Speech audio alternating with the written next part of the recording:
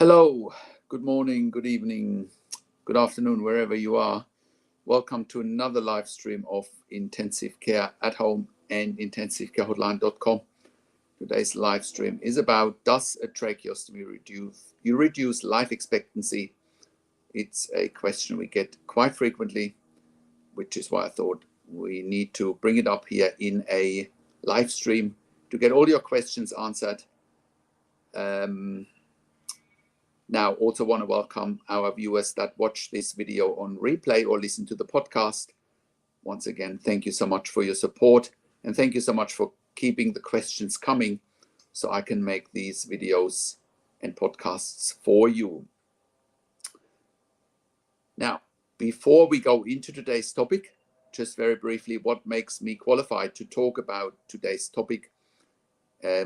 My name is Patrick Hutzel.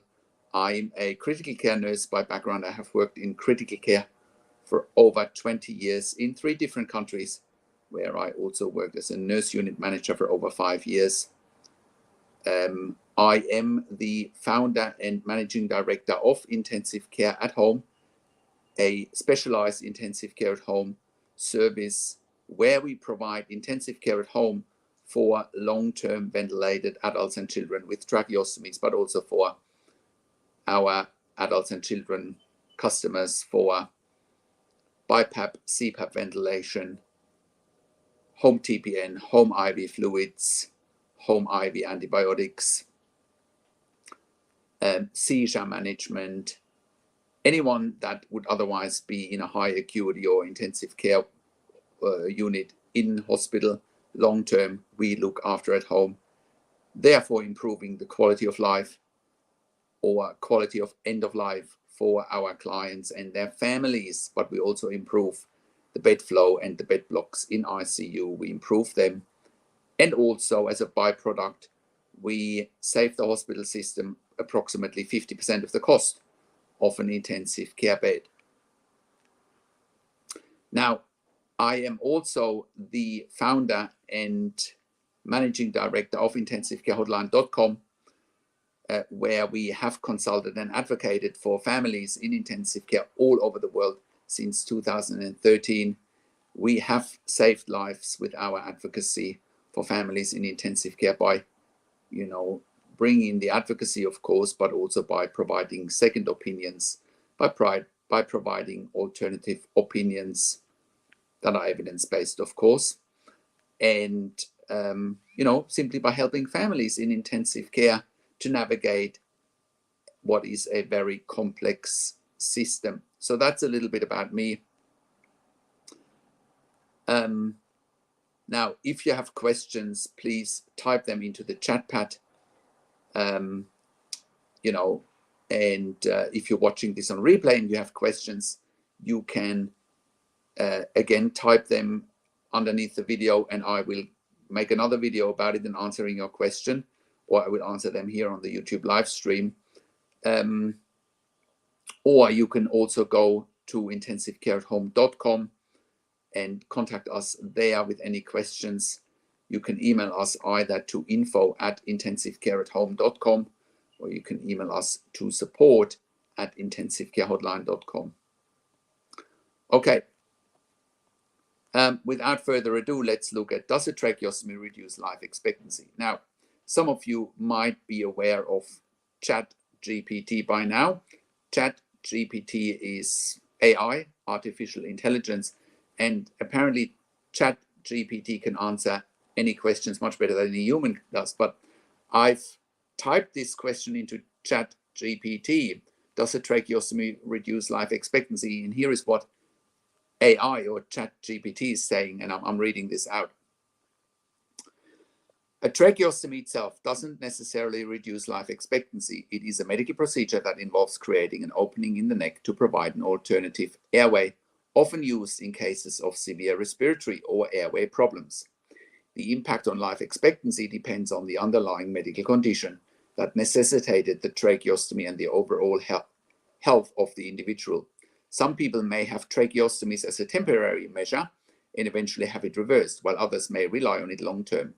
It is important to discuss the specific circumstances with a healthcare professional for a more accurate assessment of individuals' of the individual's life expectancy. Look, I do believe this is a good summary what ChatGPT is offering, but it's a very basic summary. It's very broad, and it doesn't go down into the nitty-gritty when it comes to A, when should a tracheostomy be done, B, when can it be removed, what's the goal of a tracheostomy, right?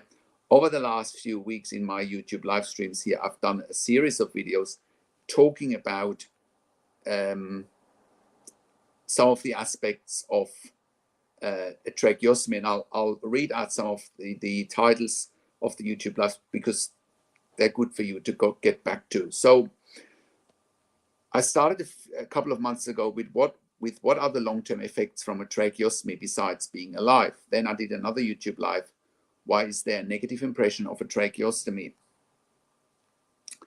Then another question that I answered on one of these live streams was, can you live a long life with a tracheostomy? I also did a YouTube live, what is the purpose of a tracheostomy? I did a YouTube live, is a tracheostomy going to work? I did another YouTube live, will a tracheostomy work in the community? And then I did another YouTube live, will a tracheostomy and ventilation work in the community? Right?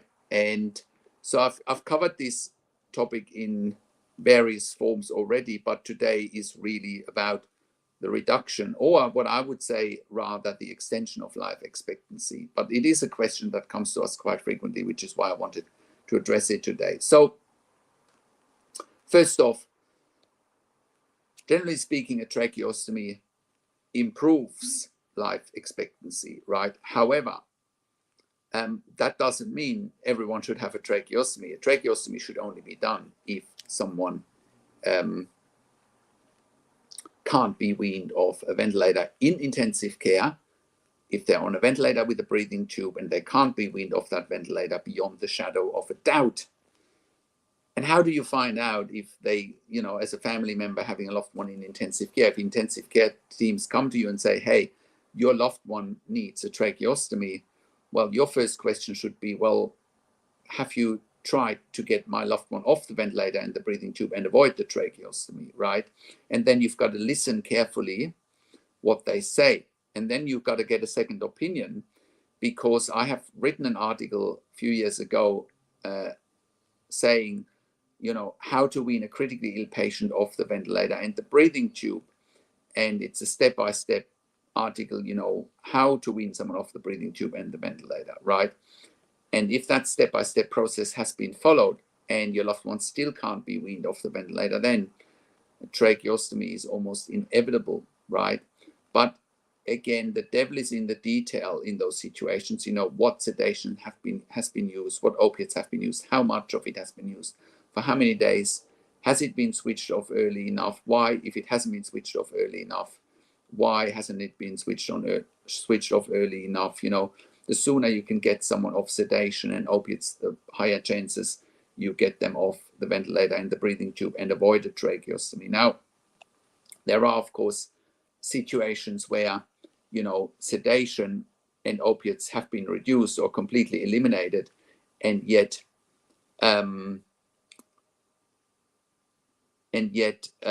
someone can't be weaned off the ventilator. And that is mainly the case for clients with neurological conditions such as motor neuron disease, cerebral palsy sometimes,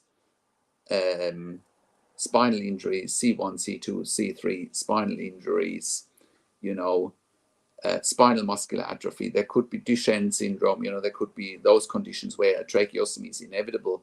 But, with other issues or Guillain-Barré syndrome is another one where tracheostomy is often can't be avoided. But there could be other conditions as well, such as respiratory conditions, pneumonia, COPD, asthma, where sedation has been switched off early enough and, all the right things have been done, and yet a critically ill patient can't be weaned off the ventilator, making a tracheostomy inevitable. So I hope that sets the scene a little bit. And then if, God forbid, a tracheostomy is unavoidable, then you need to look at, okay, is it temporary? What's the goal? It all comes back to the goals of care. Sometimes we have clients come to us and they say, oh, my mom, my dad doesn't want to be hooked up to machines. They don't want all these bells and whistles and fancy equipment and whatnot. Well, the reality is a tracheostomy can be a vehicle and can be something to keep your loved one alive, right? And then the tracheostomy can be removed in a few weeks, few months time, sometimes in a few days time, So it's not a one size fits all approach. It very much comes down to the individual's circumstances, take brain injuries in intensive care, where someone isn't waking up quickly and they might be able to be weaned off the ventilator, but they still need a tracheostomy because with brain injuries such as stroke, seizures, again, maybe Guillain-Barré syndrome, motor neuron disease, spinal injuries, even if there are spontaneous breathing efforts, that is compatible with life and people can, adequately breathe, they sometimes can't swallow. They sometimes can't clear their airway. They sometimes need regular airway clearance, i.e. suction, right, through the tracheostomy, right? I also want to quickly show what a tracheostomy looks like. This is what a tracheostomy looks like. Hang on, not sure whether you can see that. Yes, this is what a tracheostomy looks like. Once it's in, you can inflate the balloon, so that it stays in place. And here, through this entry, well, there's a guide wire in there. I'll just take it out. That's where the suction often is taking place, through this hole here, where the suction catheter is getting inserted and airway clearance is taking place. So next, the goal is to prolong life, and sometimes that can also be, again, it's not a one size fits all. How can you prolong life with a tracheostomy? Well, if someone can't be weaned off the ventilator and the breathing tube, one thing that is clear is once a tracheostomy has been done, then sedation and opiates, generally speaking, can be removed completely, right? Because the tracheostomy is not as uncomfortable as a breathing tube. But again, it should not only be done for patient comfort, it should be done only if your loved one can't be weaned off the ventilator, beyond the shadow of a doubt, full stop. That's the only time tracheostomy should be done. And then, once again, the goal should be, once a tracheostomy has been done, take away sedation, take away opiates, let your loved one wake up, and then wean them off the ventilator as quickly as possible. Once they're weaned off the ventilator, get rid of the tracheostomy as well, So you can see it doesn't reduce life expectancy at all in this situation, right? And there are other situations where someone after a brain injury, whether it's a hypoxic brain injury, whether it's a traumatic brain injury, right? Where critically ill patients need the tracheostomy not so much for ventilation, they need it for airway protection, i.e. if they can't swallow, right, they are at risk of aspiration. So what that means is, let's get back to our tracheostomy here. They may not be necessarily ventilated, but that cuff needs to be up. As you can see, I'm just inflating the cuff here. And that prevents aspiration because mucus can't go down into the lungs. If mucus secretions or gastric content travels down into the lungs because someone doesn't have a tracheostomy and they can't swallow, that's a risk of aspiration. And therefore, if they're aspirating and ending up with an aspiration pneumonia, they could die potentially from that. So again, in this instance, tracheostomy doesn't reduce life expectancy. If anything, it prolongs life expectancy. Okay. Next, if someone has a reduced ability to cough, okay, if their cough is not strong enough or they can't cough at all for whatever reason, once again, that might be the case in motor neuron disease, cerebral palsy, or spinal injuries, especially C1, C2, C3 spinal injuries, right? They can't cough and they can't breathe, so they definitely need a tracheostomy. They often also need a cough assist device, right? Cough assist means cough assist device gets connected to the tracheostomy, right? Gets connected here at the tip of the tracheostomy, inflates a positive PEEP, high positive pressure, and then triggers a negative PEEP, negative pressure into the lungs, and it makes patients cough. That can be done non-invasively as well, like with a, with a BiPAP or CPAP mask. But especially for patients with a tracheostomy, cough assist device needs to be connected to the tracheostomy and clear the airway that way. So once again, in a situation like that I just explained, or in the situations that I just explained, tracheostomy expands life expectancy, right? It doesn't diminish life expectancy, not at all. Other situations that I've seen over the years is, for example, if someone has had a successful lung transplant, after, they might have lived a few years, there might come a point where the donor lung is rejected, and then often patients end up in ICU again, ending up with a tracheostomy once again, not reducing life expectancy, but improving life expectancy, because people potentially get a second lung transplant if they're lucky, or other remedies can be found, other treatment can be found. So it inevitably then leads to the next question, how long should a tracheostomy stay in? And once again, it depends. For as long as necessary, for as short as possible. That's the answer. Most patients that end up with a tracheostomy only need it temporarily, and that's a very good thing. And some patients need it for the rest of their lives, i.e., again, C1, C2, C3, spinal injuries,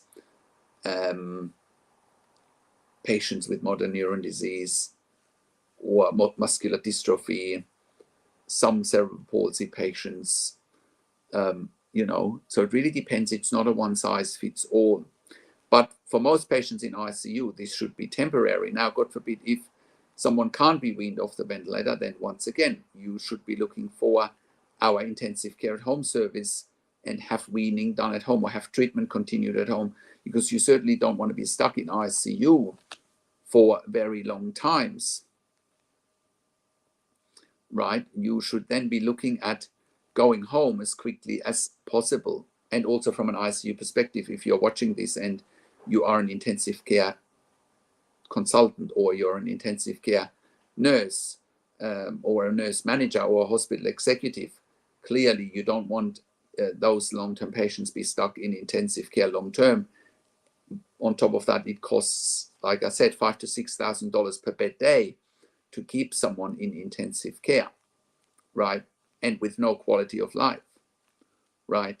So, and coming back to what I said a minute ago, where I said, some patients say, oh, I never want to be hooked up to machines, I never want to live on a ventilator, and blah, blah, blah. Look, that's your right to not wanting any of that, of course, but the reality is that tracheostomy is also a vehicle to get patients to the other side, to get them to improve their quality of life, and if that means, you need to be on a ventilator with a tracheostomy for a period of time in ICU to get to the other side, the question needs to be raised, is it worth going through that? I can't answer that question for you. I've seen it many, many times, and most patients are very happy to be alive. That's just a thought for you to think about it. Now, are there situations where a tracheostomy does really reduce life expectancy? I don't really think so. With very, very, very, very few exceptions, let's just say a tracheostomy procedure doesn't go right, whether it's a percutaneous tracheostomy done in ICU at the bedside, or whether it's a surgical ICU, surgical tracheostomy being done in the operating theater or operating room, there's some, yes, then of course it would reduce life expectancy, but that's never the goal.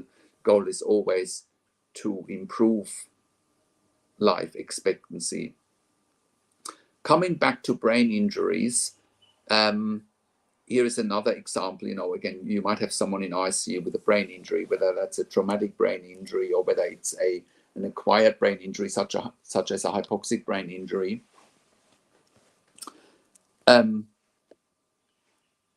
So in those situations, patients are not waking up, right? In those situations, you can't keep patients on the ventilator and the tracheostomy, on the ventilator and the breathing tube for more than 2 weeks, right? And then if patients are not waking up, they're off sedation, they're off opiates, they should be waking up, but they're not waking up because they're having a brain injury, once again, either a traumatic brain injury or an acquired brain injury slash stroke, hypoxic brain injury.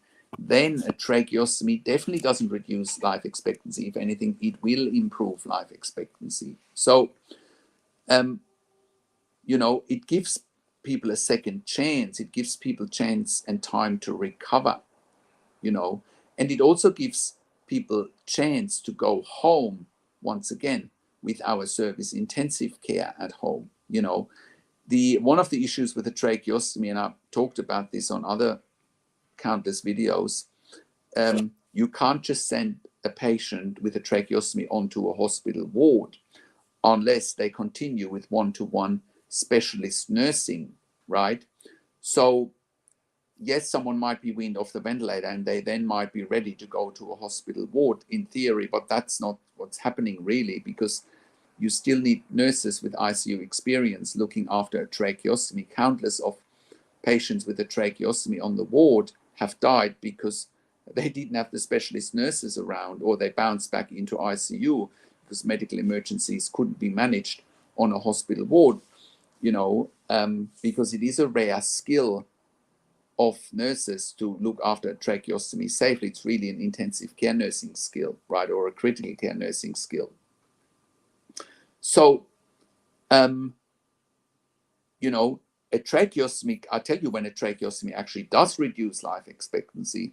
If you're sending a patient with a tracheostomy in the wrong environment, it absolutely reduces life expectancy. That's what I mean. If someone from ICU goes to a hospital ward or hospital floor where the nursing staff are not tracheostomy competent, yes, that will definitely reduce life expectancy. If some patients go home from ICU to a home care environment without critical care nurses, yes, that reduces life expectancy. And I have evidence for what I'm saying here.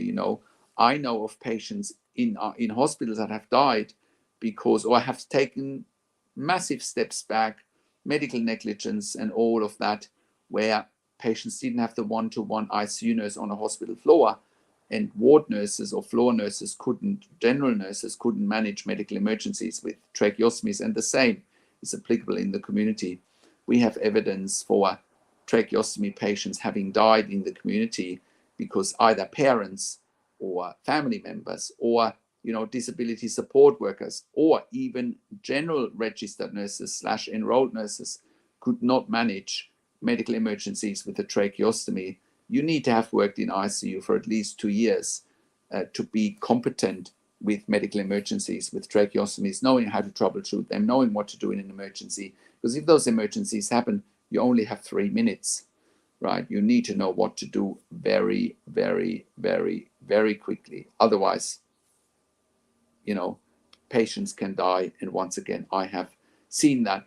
And if you look on our website at intensivecareathome.com, when you look at the section on our website, the mechanical home ventilation guidelines, which are evidence-based, you will see that the only safe way that a patient in the community can be looked after with a tracheostomy or with a ventilator and a tracheostomy, even with non-invasive ventilation, is with 24-hour critical care nurses with a minimum of 2 years critical care nursing experience, right? Makes perfect sense, right? If you have a new nurse starting in ICU, you wouldn't give them a patient with a tracheostomy. They have to go and meet certain competencies, certain education, right? So It's the same in the community. You can only have someone in the community safely with critical care nurses 24 hours a day so that they can safely leave critical care. Now, other situations where a tracheostomy can be used, and we've done that too with intensive care at home. I've also seen it in ICU. Sometimes patients can't improve, okay? They can't improve for whatever reason, but there's still time to prolong their life. Then a tracheostomy is also a vehicle to prolong life. It might not be for many months, it might not be for many years, but it might be for a few more weeks. It might be very important for a particular patient. It might be very important for a particular family to have that time with their loved ones. And it's also then a vehicle to go home, again with our service intensive care at home. And then it doesn't reduce life expectancy, it prolongs life expectancy, and it improves life expectancy. And once again, what is important when your loved one is potentially approaching end of life?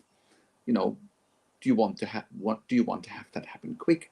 Do you want to have that happen at home? Can it only be done if your loved one has a tracheostomy? Those questions are all important to ask. End of life is not a one size fits all.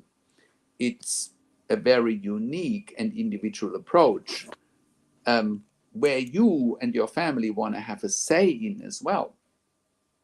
You just don't want to have the hospital tell you how to approach end of life for you and your family, but we have this all the time. We have these inquiries all the time where, families say, oh, tomorrow at 3:00, the ICU told us they're going to withdraw life support. My loved one's going to die, but I'm not happy with it, and you should not be happy with that. You want to have a say. It's not, that sounds like, it's almost like an execution lined up for 3 p.m., sounds horrible. But I've seen those situations, unfortunately, and you've got to stand your ground. The ICU has no right to do that. Absolutely no right to do that. So, if you need more information around withdrawal of treatment, you should contact us as well. Right? So, bear in mind also that when a tracheostomy is being done in ICU, just, to illustrate more of the environment and to illustrate more of the moving pieces, it means that if you give consent to a tracheostomy for your loved one in ICU, that your loved one might stay in ICU for quite some time, and that's often also a big decision for the ICU to make, because ICUs run their bets on having a high patient turnover, high patient throughput, low average length of stay. The minute you consent for your loved one to have a tracheostomy, their length of stay is often literally going through the roof, extending from 5 days to 5 weeks, sometimes 5 months. It definitely shouldn't be 5 months, especially with, again, our service intensive care at home.com, where we take long-term ventilated adults and children with tracheostomies home from ICU. We can do that within a few days, really, as long as it's not a super remote location. So I hope that answers the question, does a tracheostomy reduce life expectancy? I welcome you to type your questions into the chat pad. What I will do next now is I will answer some questions that have come in during the week. There's a whole bunch of emails sitting in my inbox that I want to address now. In the meantime, please type your questions into the chat pad, and I will answer them here whilst I'm looking for the emails that have come in during the week. And I will get to them in one moment. I have just got to go to my emails and get up the first one from Babu. Babu says, I need information on prognosis of hypoxic brain injury due to cardiac arrest. Well, I actually think that ties right in with our topic today. Does a tracheostomy reduce life expectancy? I'll connect the dots in a moment. Let's just answer Babu's question. So a lot of it depends, Babu, on, you know, how severe has been the hypoxic brain injury. You know, has it been secondary to a cardiac arrest? Has it been secondary to a stroke? What does the MRI scan of the brain show? What does the CT scan of the brain show? Has an EEG been done? What are the neurologists saying about prognosis, right?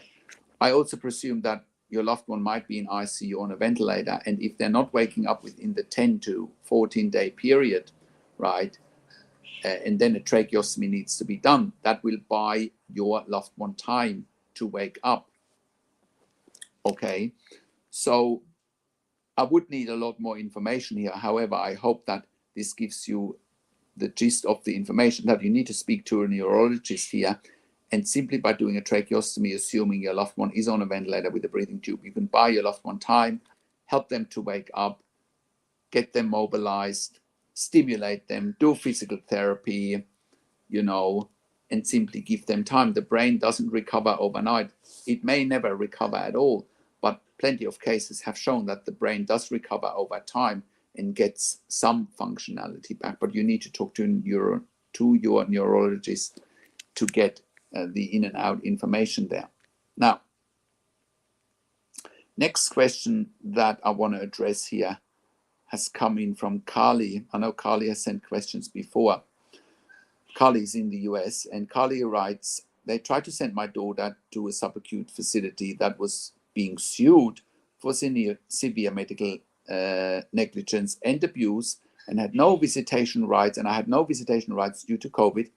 And I said no, because it was in a different state than I lived, and I knew she wouldn't have lasted a week. They said they didn't need my permission due to all facilities being overcrowded due to the pandemic. So obviously this must have happened during the pandemic. They went behind my back and set up the transfer anyway, and had security on standby to physically restrain me, because they knew I would have protected her with my life. So I convinced them to just give her to me on hospice, since I was the one taking care of her the whole time in hospital.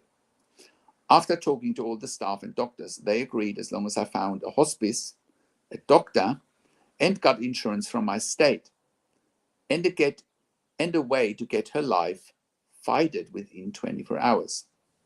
I did all of it in 4 hours, besides the live flight. So they arranged that part because they were impressed how I was able to get all that done so quickly. I got her off hospice within a week of getting her home into home care. Give a mother hope and she'll move mountains.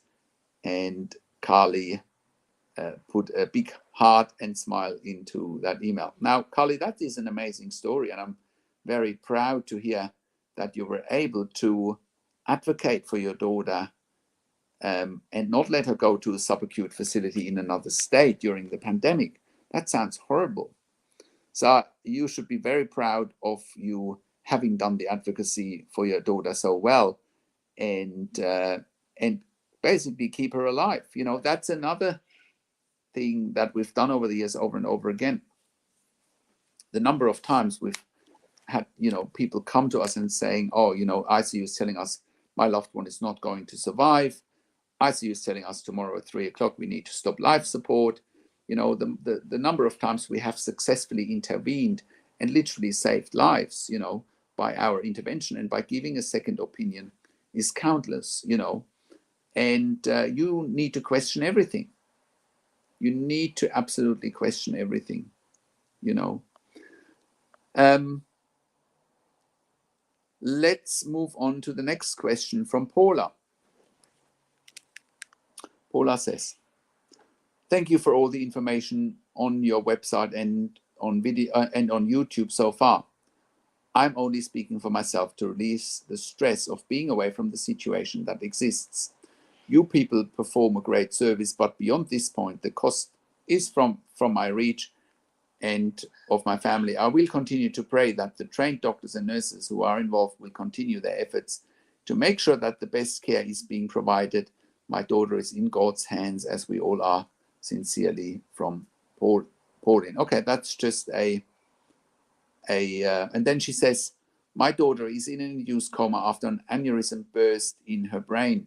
This happened 11 days ago, and each day we are told that the tube down her throat will be removed tomorrow and nothing happens. Wow. Okay, so what you need to do here, hang on, there's more to that. Sorry, I didn't see. Okay, here's the full email. My daughter is in an induced coma after an aneurysm burst in her brain. This happened 11 days ago, and each day we are told that the tube down her throat will be removed tomorrow and nothing happens. She has had 3 surgeries so far to stop the bleeding,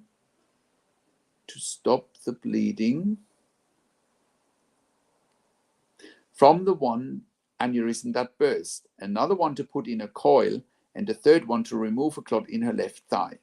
Can this situation go on indefinitely? She has a breathing tube and a minimum feeding tube. Now they are discussing putting a larger feeding tube in place because she is so thin. She's 72 years old, and when this trauma occurred, she weighed less than 90 pounds. I'm a Christian and I trust my God to be in charge, but my granddaughter lives with her and she's doing a great job of keeping the family informed. The doctors in ICU tell her that they're going to remove the breathing tube tomorrow, and then they don't. I call this an induced coma, but my question is, how long is this safe to go on, not knowing how much she's suffering neurologically? Great question, Pauline. Well, A, it can't go on forever. B, if they're saying they're going to remove the breathing tube tomorrow and then they don't, obviously something's not working. And it's probably coming back to our question that I just read out a minute ago, where, after a hypoxic brain injury, how long does it take to wake up? It's probably the same here, that your daughter might have been heavily sedated because of the aneurysm recoil and aneurysm surgery, and she simply hasn't woken up, especially after head and brain injuries or neurological issues. It can take even longer to wake up. So how long can this go on? It shouldn't go on indefinitely with a breathing tube. If they can't remove the breathing tube, they need to do a tracheostomy, just as we discussed all the way along in this video today, that a tracheostomy is the next best thing. You mentioned she's been in there 11 days. Again, the cutoff is around 10 to 14 days in ICU before you do a tracheostomy. Okay, I think your daughter is right there to have a tracheostomy done very, very soon, because this can't go on forever. But that is exactly what gives her time to wake up, and that is exactly what extends her life expectancy, right? So I hope that helps you to understand, what is next, but it does tie right in with all the things we talked about today. Let's get to the next question from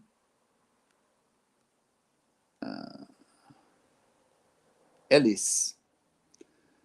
Ellis says, my fiance is in ICU.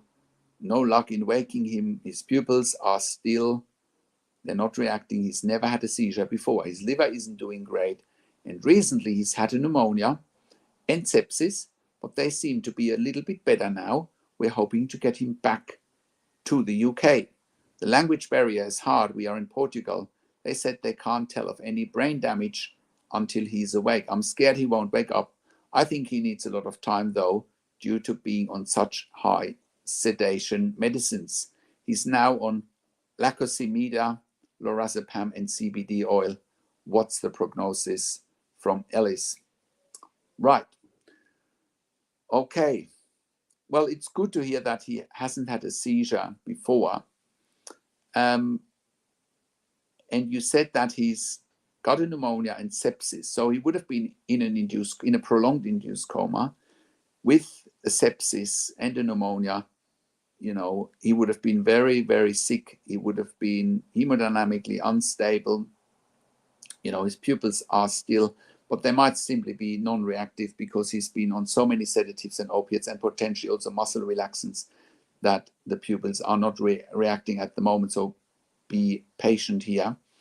And if they can't talk about brain damage, well, there's a simple answer to that. Again, CT scan of the brain, MRI scan of the brain, potentially an EEG, but if he's still sedated, an EEG will have limited, will give you limited insights. Of course, a language barrier, if you're in Portugal, doesn't help. So either get a translator, or I can talk to the doctors and nurses directly. Not that I speak Portuguese, but surely there would be someone on that team that speaks English that would have worked overseas at some point in an English-speaking country, potentially even in the UK. So I don't think that should be the issue. But of course, you want your fiance home as quickly as possible. Now, you're talking about his liver isn't doing great. It's probably because he's been, filled up by all the medicines during the sepsis, antibiotics, sedatives, opiates, steroids, probably vasopressors, inotropes to keep him alive during the sepsis, potentially muscle relaxants, so the list of medications is very long, and that might well impact on the liver function. So, but it also sounds to me like your fiance here is making improvement. If you're talking about taking him back to the UK, that's a good sign. And you also need to know, Ellis, that approximately 90% of intensive care patients survive. So don't give up and don't think that your fiance won't be surviving this. It's only really 10% of patients in intensive care that don't survive, right? And then again, if your fiance doesn't wake up, can't come off the ventilator within the day 10 to day 14, he probably needs a tracheostomy. And then then it's so much easier for him to wake up. You can take off sedation, you can take off opiates, you can mobilize him better. Not that not having a tracheostomy should stop them from mobilizing him, but it is a little bit easier compared to a breathing tube. Now, I'm going on to the next question, but I also want to welcome you once again to type your questions into the chat pad. Type your questions into the chat pad so I can answer them here. Here is another question from, who is this? That's another question from Pauline. Yes. Hang on. Yeah, no, that was the same question. Sorry, it just came in another email. That's the same question. Let's move on to the next one from, just give me 1 second, please. I'm just opening up. Okay, a question from Yashif.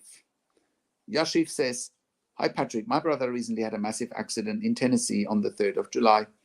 He went into trauma ICU followed by cardiac arrest, which led to loss of oxygen supply to his brain.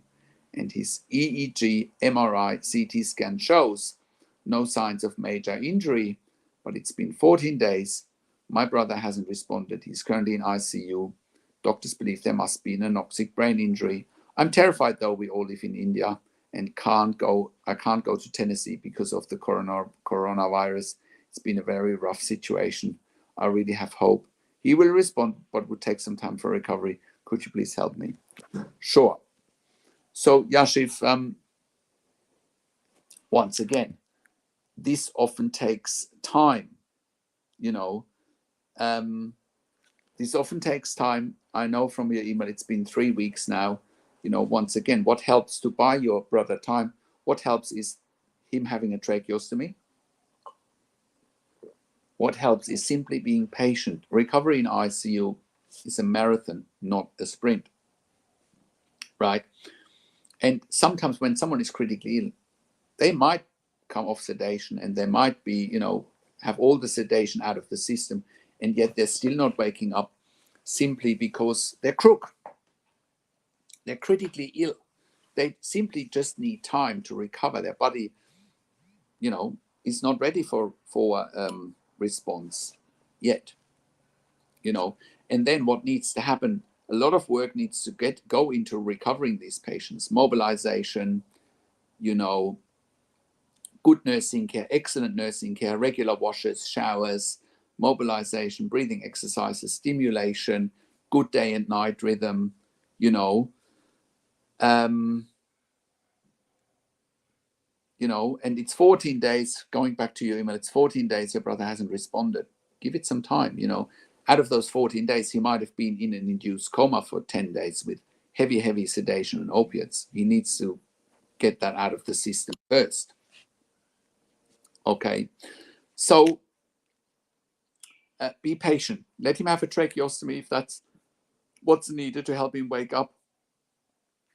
Then sedatives can be reduced, opiates can be reduced, they can be switched off completely. And once again, don't underestimate what can happen over time. People are overestimating a recovery time, but they're underestimating how long it really takes. I know it's probably not what everyone wants to hear, but that's just the unfortunate reality, that it simply takes time for someone to recover in ICU. Okay. Next question from Bernard. Bernard writes in, my brother attempted to take his own life yesterday morning. We don't precisely know just how long his brain was deprived of oxygen, but our best guess was that it was very brief. I do know that with oxygen deprivation, time is of the essence. Right now, my brother's body is being cooled, and once his body temperature is brought back to normal levels, they will attempt to decrease the sedation. My anxiety is high because I'm deeply worried and scared, but I do feel that we have a superb team of doctors and nurses caring for him. I'm in another state and I can't be near, which is what I would prefer to be. I just want to get through these next few days, and then we will have a better understanding of what is the next step. But I feel so heartbroken right now as well. But I'm pushing forward because I need to be there for my brother during time of need and advocate for him. From Bernard. Bernard, that's very, very sad what you're describing here. But, once again, do not give up. And, it's almost, you don't know how long his brain was deprived from oxygen. Probably the doctors and nurses there don't know that either. But, the rubber will hit the road where,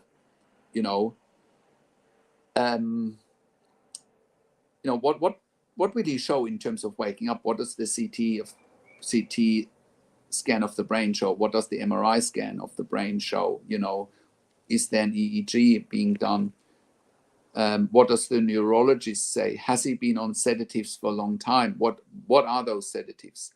Can those sedatives be excreted, through the liver, through the kidneys? Is his liver working? Is his kidneys working? Or are they in failure? Because that all plays a big part whether someone can wake up or not. It's good to hear that your brother's body is cooled. They will attempt to decrease sedation. Yes, what can happen is when they decrease sedation, and when they decrease sedation and he's got a brain injury, he may not wake up straight away. He may get combative, aggressive, confused, because the brain isn't working and he can't be reoriented. That's certainly something that I've seen over and over again, that especially when you're trying to wean someone off a ventilator with a significant brain injury, that it takes time for them to wake up. And because they are not cooperative, or they can't be cooperative because of the brain injury, that's when they also need a tracheostomy sometimes. You're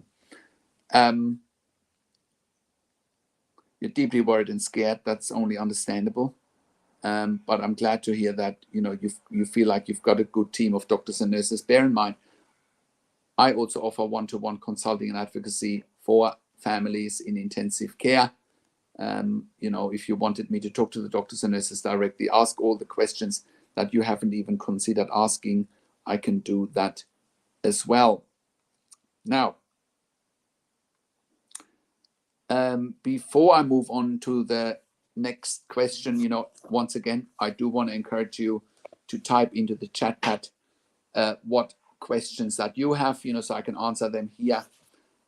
If you have any questions after this live stream ends, you can also type them below the video, or you can just email them to info@intensivecareathome.com or to support@intensivecarehotline.com. I also want to I have about another 10 minutes before I wrap this up. I just want to quickly come back to what we do with intensive care at home before I come to my next question. Once again, with intensive care at home, we are operating all around Australia, in all major capital cities, including remote and regional areas. We bring intensive care and critical care nurses into the home, predominantly for long-term ventilated adults and children with tracheostomies, but also for long-term ventilated BiPAP, CPAP children and adults. We're looking after clients at home, adults and children with tracheostomies. They're not ventilated, but still need a critical care nurse 24 hours a day. We're providing home TPN, home IV fluids, home electrolyte infusions such as potassium, seizure management as well. We are in Australia NDIS funded, TAC funded in Victoria, iCare funded in New South Wales, NIISQ funded in Queensland. We're preferred providers there.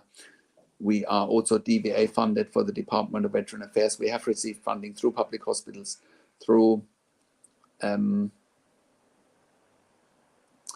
departments of health. So, there's a number of funding avenues. We have a team of about 80 critical care nurses providing our service. We are third-party accredited for intensive care at home.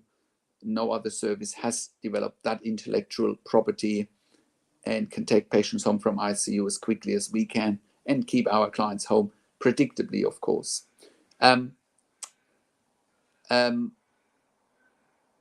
For anyone watching this, that's an NDIS support coordinator or NDIS specialist support coordinator who has a participant with a tracheostomy or a ventilator, or a tracheostomy without ventilator, BiPAP, CPAP, whatever it is. Please contact us if you're looking for nursing care. If you're unsure about whether the NDIS will fund it, assuming your client is less than 65 years of age, please contact us. We can help with the advocacy. We also have our own NDIS support coordinator. So, we have a lot of insights about the funding side of things for nursing care with the NDIS. But, as I said, we can look at other funding bodies as well. If you have a loved one in intensive care and you want to go home, please contact us. If you are at home already and you have insufficient support, please contact us. Even if you're in the United States, please contact us. We can point you in the right direction of what to do. Same in the UK. We have helped clients in the UK to get home care through our advocacy, going home from ICU directly. If you are a critical care nurse, please contact us. We have jobs, Sydney, Melbourne, Brisbane at the moment predominantly. If you're looking for a career change, please contact us. And if you're interested in home care, we need a minimum of 2 years critical care nursing experience, ideally with a postgraduate qualification. If you are an intensive care specialist, please contact us. We are currently expanding our medical team as well. Once again, if you're an NDI support coordinator or NDI specialist support coordinator, please contact us as well. Or if you're an OT, and you know of patients with tracheostomy ventilation, please contact us as well. We can help you with all of that. And if you're a hospital executive, please contact us as well. You've got bed blocks in ICU. We can help you with that, especially now with the NDIS funding. So one more last question that I'm going to answer, and then I'm going to wrap this up. A question from Lynette. Lynette says, "Hi, Patrick. My boyfriend's dad went into cardiac arrest 3 times this past Sunday and suffered without oxygen to the brain for 40 minutes. The doctors are saying he will never wake up again and that he has no brain activity. But one thing we notice is a tear coming out of his left eye. Could that be something? I swear for the life of me, I don't think he's done just yet, but the doctors are saying otherwise. He's on his way right now to take him off life support. WTF?" Okay, well, first of all, you should trust your gut. Okay, if you think that your boyfriend's father is not done with life yet, then you should trust your gut. You're saying about a tears coming out of his left eye. Well, that could be a reflex. It could be something, he could be crying. It's hard to say. very hard to say for me. But one thing is clear. If they want to withdraw life support tomorrow, without your consent, that is murder, right? In my mind, that is murder. And you need to put a stop to that. And you should contact us in a situation like that. We have turned many similar situations around because we know all about patient and family rights in intensive care. So you should absolutely contact us if that is the case, that they want to stop life support without you or your family's consent or your boyfriend's dad's family consent. That is illegal. And I can, I have evidence for that, what I'm saying, because we help many families in similar situations, turning the situation around, reminding hospitals of their rights, asking all the questions you haven't even considered asking, And just because the doctors are saying he will never wake up, that doesn't mean anything. They're not God. They can't look into the future. And it's only been a few days. So, way too early to say what's going to happen here. Way too early for you to throw in the towel.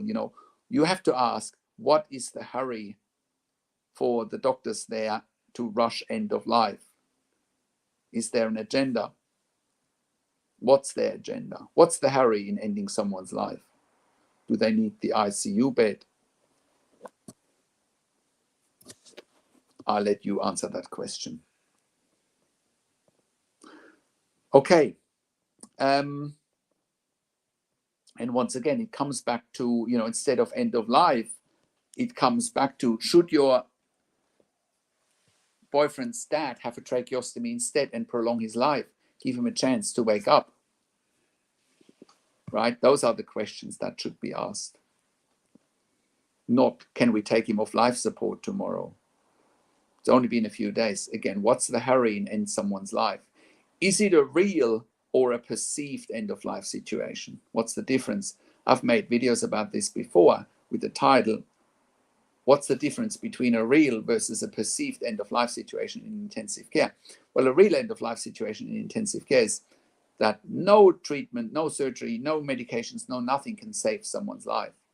A perceived end of life situation is when someone could live with life support and yet ICU wants to take off life support,